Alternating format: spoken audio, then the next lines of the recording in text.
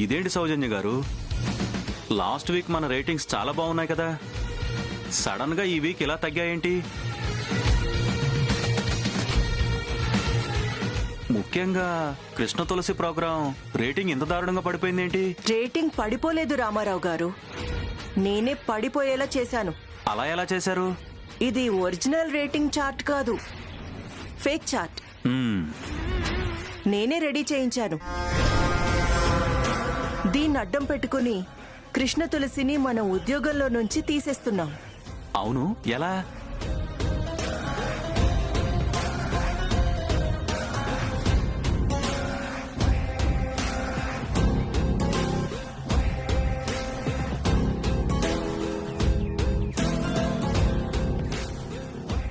Good idea.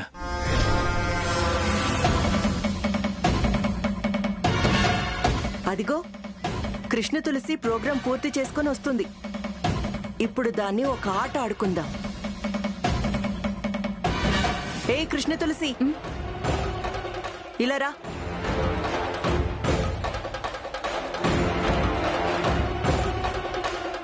ఏంటి madam? అయిపోయిందా నీ ప్రోగ్రాం? అయిపోయింది మేడం. సో లాస్ట్ ప్రోగ్రాం పూర్తయిపోయిందన్నమాట. లాస్ట్ ప్రోగ్రామ్ ఏంటి మేడం? అవును, ఇదే కదా నీ లాస్ట్ ప్రోగ్రాం.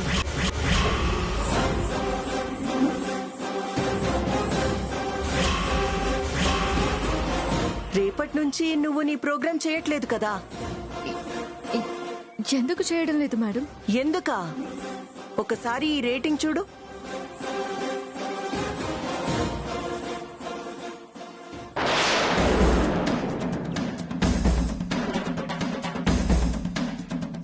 ఇదేంటి మేడం, నా ప్రోగ్రామ్ రేటింగ్ ఇంతలో తగ్గిపోయిందేంటి? హా, ఇదే క్వశ్చన్ మన చైర్మన్ గారు నన్ను అడిగారు. డే వైజ్ నీ ప్రోగ్రామ్ రేటింగ్ చూస్తే రోజు రోజుకి నీ రేటింగ్ దారుణంగా పడిపోయింది. బ్లూ ఎఫ్ఎం చరిత్రలోనే ఇంత దారుణమైన రేటింగ్ ఎప్పుడూ చూడలేదని మన చైర్మన్ గారు చాలా సీరియస్ అయ్యారు. అందుకే నిన్ను ఉద్యోగంలో నుంచి తీసేస్తున్నాం.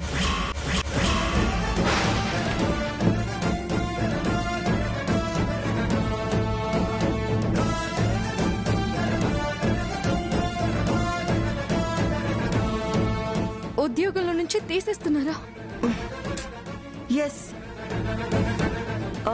రేపటి నుంచి నువ్వు ఎఫ్ఎం స్టేషన్ కి రానక్కర్లేదు, ఏ ప్రోగ్రాం చేయనక్కర్లేదు. ప్లీజ్ మేడం, దయచేసి నన్ను ఉద్యోగంలో నుంచి తీసేయకండి. నాకు ఒక్క వారం టైం ఇవ్వండి.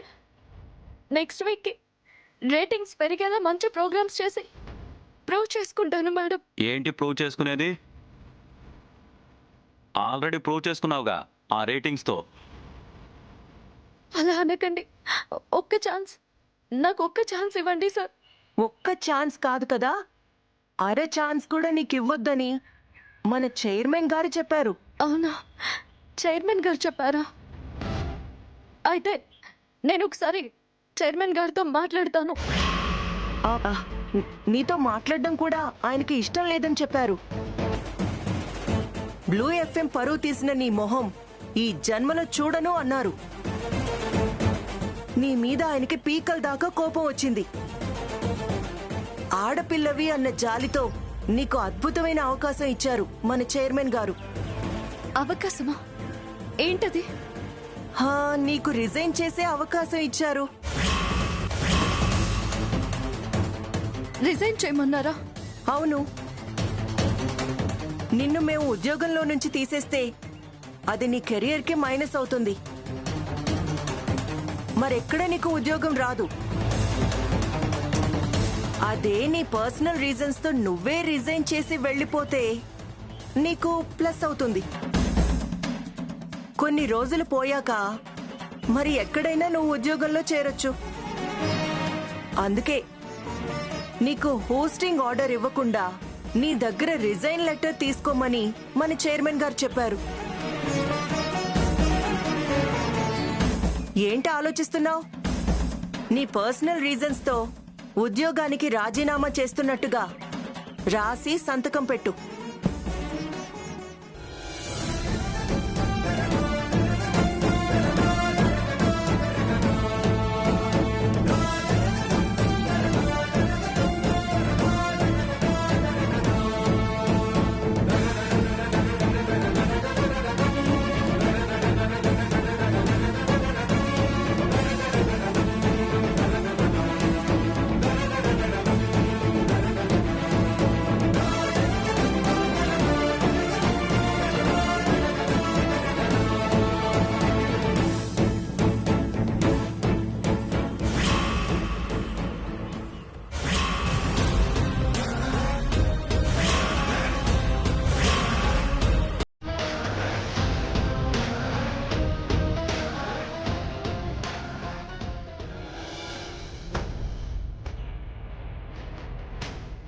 ఇదిగోండి మేడం.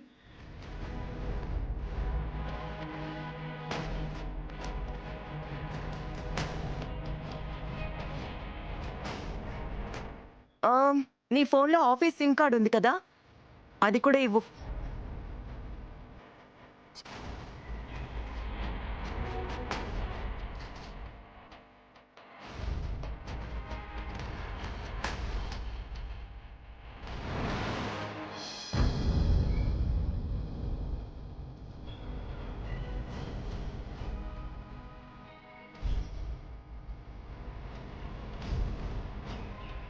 ఇక తమరు బయలుదేరొచ్చు. వస్తాను మేడం. వస్తాను సార్.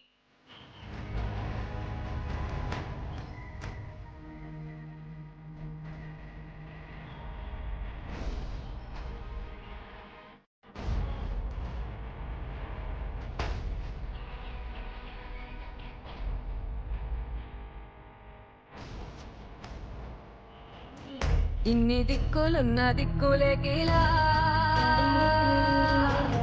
నీరు కూడా భాష.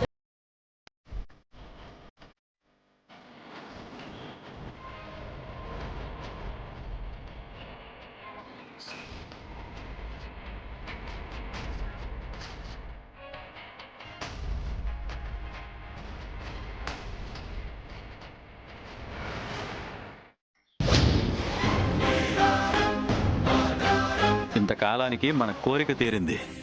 కృష్ణ తులసి పేడ వదిలింది. ఈ రెసిగ్నేషన్ లెటర్ చైర్మన్ గారికి పంపిస్తాను. కృష్ణ తులసి పర్సనల్ రీజన్స్ తో రిజైన్ చేసిందని చెప్పి ఆయన్ని నమ్మిస్తాను. అప్పుడు చైర్మన్ గారి సైడ్ నుంచి మనకి ఏ ప్రాబ్లం ఉండదు.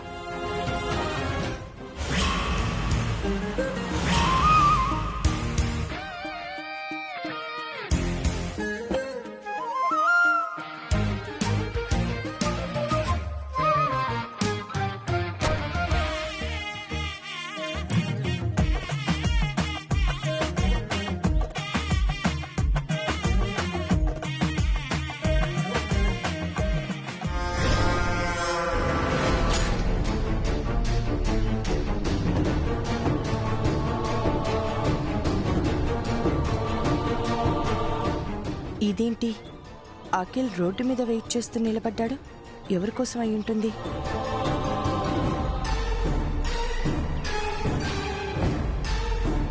నమస్తే సార్. నమస్తే. ఈ మేనేజర్ వచ్చాడేంటి ఇక్కడికి?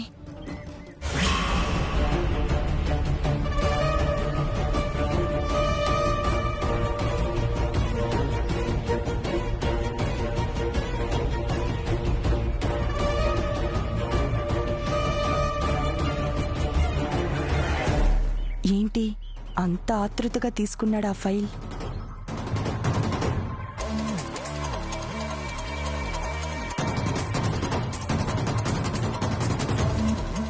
ఆ ఫైల్లో ఏం మ్యాటర్ ఉందేంటి అంత హ్యాపీగా ఫీల్ అవుతున్నాడు? ఈ విషయం నీకు నాకు శ్యామకి తప్ప ఎవరికి తెలియకూడదు. అలాగే సార్. ఎవరికైనా చెప్పావా నిన్ను ఉద్యోగంలోంచి తీసేస్తాను, గుర్తుంచుకో. అలా వార్నింగ్ ఇస్తున్నాడేంటి? అలాగే సార్, ఎవరికి చెప్పండి sir. Okay. Okay sir, thank you.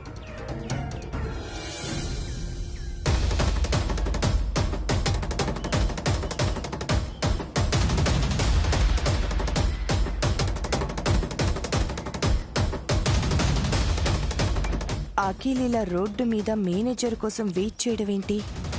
ఆ మేనేజర్ ఒక ఫైల్ తీసుకొచ్చి ఇవ్వడం ఏంటి? ఆ ఫైల్ని చూసి అఖిల్ అంత హ్యాపీగా ఫీల్ అవ్వడం ఏంటి? అంత హ్యాపీగా ఫీల్ అయిన అఖిల్ ఆ మేనేజర్కి వార్నింగ్ ఇవ్వడం ఏంటి? అసలు ఏం జరుగుతుంది? ఇది ఆఫీస్కి సంబంధించిన విషయం అయితే ఆఫీస్లోనే కలవచ్చు కదా. వాళ్ళిద్దరూ ఇలా రోడ్డు మీద ఎందుకు కలుస్తారు? ఇంతకీ ఆ ఫైల్లో ఏం ఉండుంటుంది? తెలుసుకోవాలి. అదేంటో తెలుసుకోవాలి.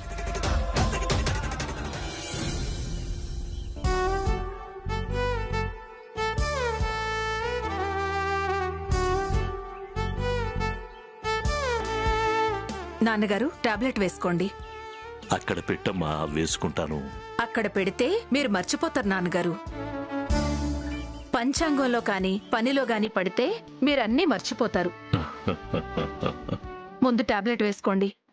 సరే, ఇవ్వమ్మా.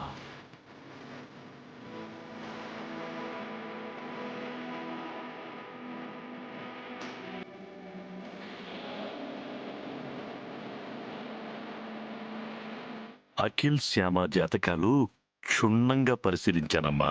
బ్రహ్మాండంగా ఉన్నాయి.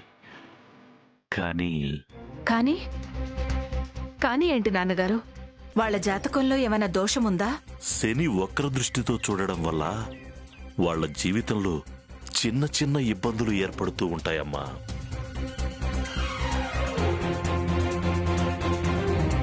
అవునా? ఇబ్బందులు ఏర్పడుతుంటాయా? వాటి గురించి అంతగా భయపడాల్సిన అవసరం లేదమ్మా. ఆ ఇబ్బందులు మబ్బు తెరల్లాంటివి. ఇలా వచ్చి అలా వెళ్ళిపోతూ ఉంటాయి. అవునా? అయితే పర్లేదులేండి. వచ్చే 15వ తేదీ పంచమి సోమవారం నాడు మంచి ముహూర్తం ఉందమ్మా. ఆ రోజు అఖిల్ వాళ్ళ ఆ కార్యం ఏర్పాటు చేసుకోండి. అలాగే నాన్నగారు, మీరు చెప్పినట్టు 15వ తేదీనే ఏర్పాటు చేయిస్తాను.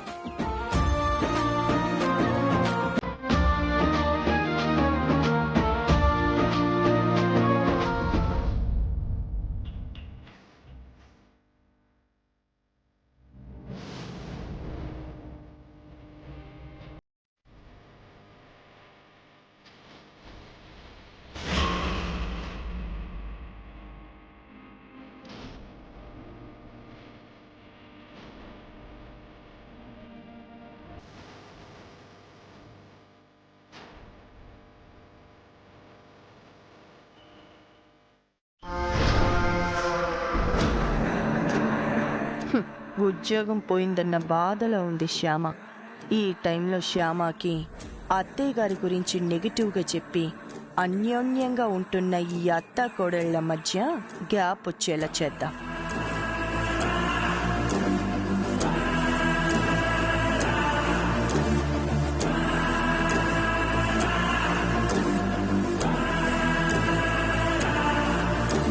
శ్యామ, ఏంటక్కా? ఏంటి శ్యామ అలా ఉన్నావు? ఏమైంది? ఏం లేదక్కా, ఏం లేదు. ఏమీ లేకపోతే అంత బాధగా ఎందుకుంటావు నువ్వు? ఏదో ఉంది. అది నాకు చెప్పటం ఇష్టం లేక ఇలా అంటున్నావు, అంతేనా? అలాంటిదేం లేదక్కా. మరి ఎందుకు ఇలా ఉన్నావో చెప్పు. ఎఫ్ఎంలో నా ఉద్యోగం పోయిందక్కా.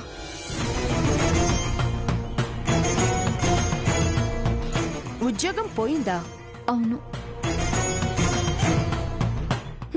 ఉద్యోగం పోయిందా లేక తీసేశారా? అంటే నీ తప్పు వల్ల పోయిందా లేక నిన్ను తీసేయటం కోసం ఏదైనా తప్పు నీ మీద వేసి తీసేశారా అని అడుగుతున్నా. నా ప్రోగ్రామ్ రేటింగ్ తగ్గిందని తీసేసామని చెప్పారక్క. ఒక్క వారం రేటింగ్ తగ్గితేనే ఉద్యోగంలోంచి తీసేస్తారా ఏంటి? ఉద్యోగంలోంచి తీసేయటానికి వేరే కారణం ఏదో ఉండుంటుందేమోనని నాకు అనిపిస్తుంది. నాకు అదే అనిపిస్తుందక్క. కొంపదీసి నీ ఉద్యోగం పోవడానికి అత్తయ్య గారు కారణం అనుకుంటున్నావా ఏంటి?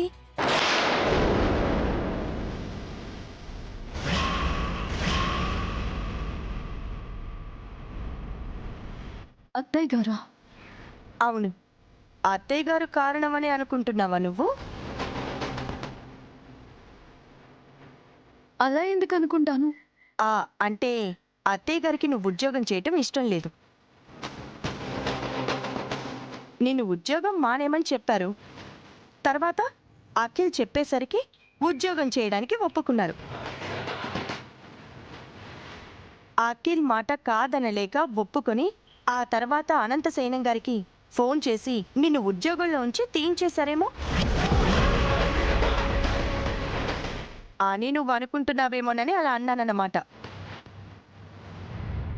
చచా, పొరపాటును కూడా అత్తయ్య గారి గురించి నేను అలా అనుకోను. అత్తయ్య గారి మనస్తత్వం ఎలాంటిదో నాకు తెలియదా ఏంటి? వరుసకు మనకు అత్తగారే అయినా ఆవిడది అమ్మ మనసు. మనం కోడళ్ళమే అయినా సొంత కూతుళ్ళు ఎలా చూసుకుంటారు తను. మనకి ఏ ఇబ్బంది కలగకుండా మనం ఎప్పుడూ సంతోషంగా ఉండేలా చూసుకుంటారు అత్తయ్య గారు.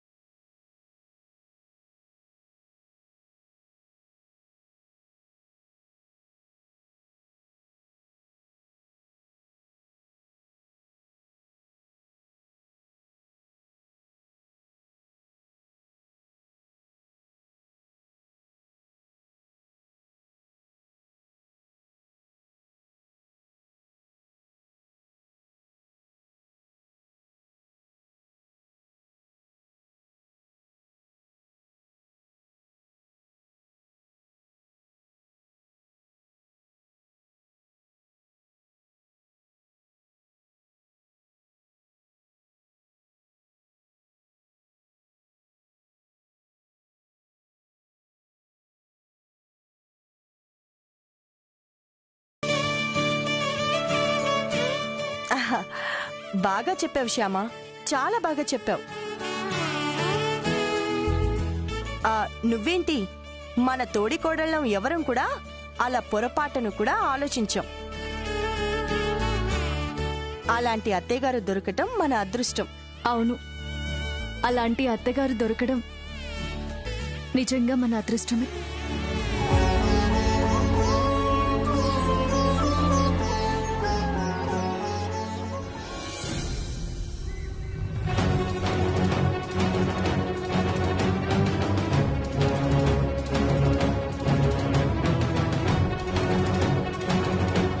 ఏంటి, నిన్ను ఉద్యోగం నుంచి తీసేశారా? ఒక్క వారం రేటింగ్ తగ్గితే ఉద్యోగంలోంచి తీసేయడం ఏంటో నాకు అర్థం కావడం లేదు. నాకు అర్థమైంది.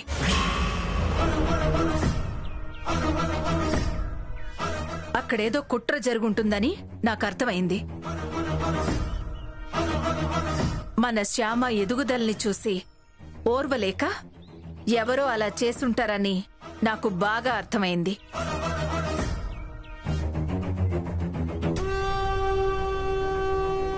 కరెక్ట్గా చెప్పావు వసంత, నువ్వు చెప్పింది 100% కరెక్ట్.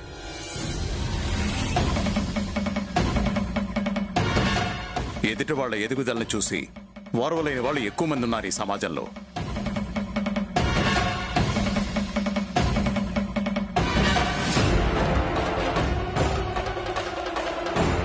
అలాంటి వాళ్ళెవరో ఈ కుట్ర చేసుంటారు. ఎవరెన్ని కుట్రలు చేస్తే మనకెందుకండి? అనంతం అన్నయ్య గారు మనకి తెలుసు కదా. మీరొకసారి అన్నయ్య గారితో మాట్లాడండి. ఇప్పుడే మాట్లాడతాను.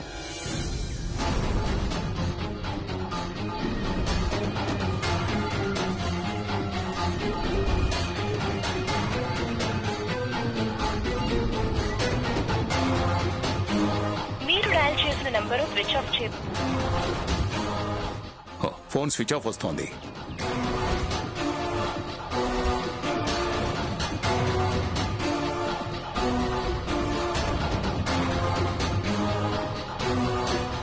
బాధపడకు శ్యామా, డాడీ అంకుల్తో మాట్లాడి నీ ఉద్యోగం నీకు వచ్చేలా చేస్తారు. నువ్వేం బాధపడకు. ఆ ఉద్యోగం పోయిందని కాదండి నా బాధ. రోజు చక్కగా పాడుకునే అవకాశం పోయిందే అని బాధపడుతున్నాను. అలా నువ్వేం బాధపడక్కర్లేదు శ్యామా. నేను అనంతంతో మాట్లాడి నీ ఉద్యోగం నీకొచ్చేలా చేస్తాను.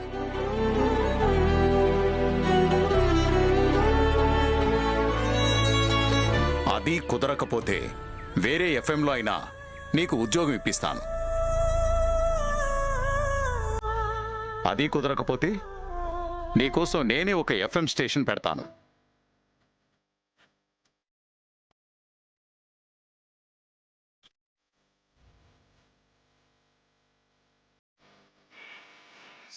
ఆ స్టేషన్కి సంబంధించిన బాధ్యత అంతా నీకే అప్పగిస్తాను.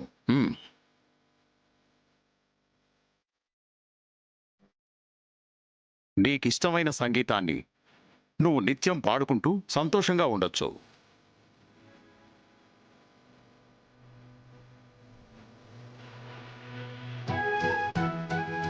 విన్నావుగా శ్యామ, నిన్ను సంతోషపెట్టడం కోసం డాడీ ఒక ఎఫ్ఎం స్టేషన్నే పెడతాను అంటున్నారు.